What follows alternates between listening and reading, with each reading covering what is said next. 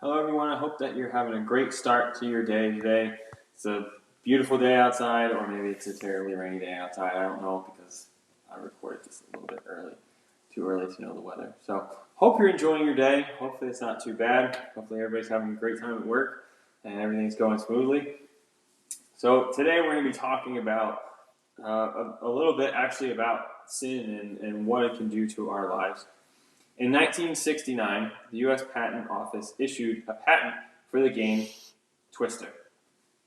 This game actually began as a sales promotion for a shoe polish company in Wisconsin.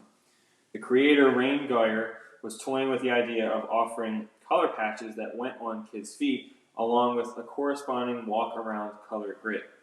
Then the idea struck Geyer, why not a giant board game with people as the game pieces who had to touch, bend, twist, and otherwise contort themselves to reach the round circles of color.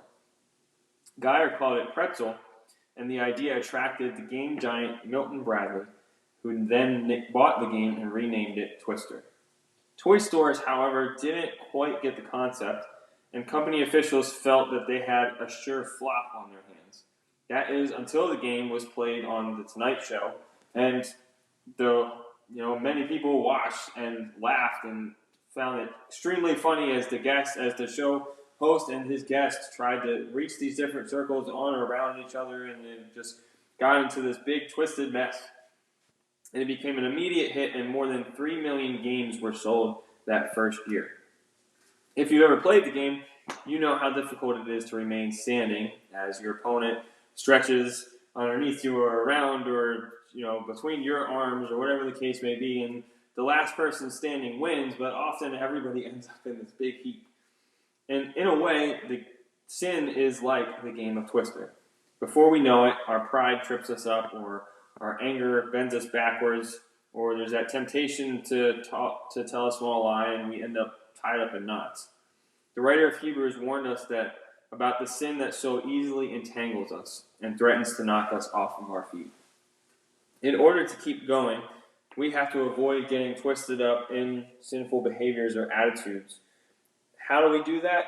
We keep our focus on Jesus, the one that can keep us on our feet. I'm reminded of the story when Jesus was walking across the water and Peter asked him about getting out on the water.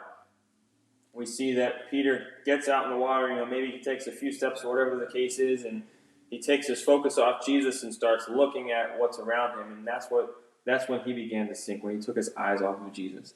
If we want to stay right with him, if we want to stay on the right path and not get tangled up in a mess, we need to keep our eyes focused on Jesus.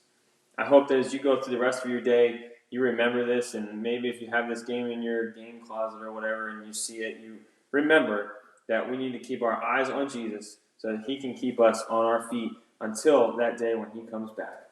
May God bless you. I hope you have a great rest of your day. Take care.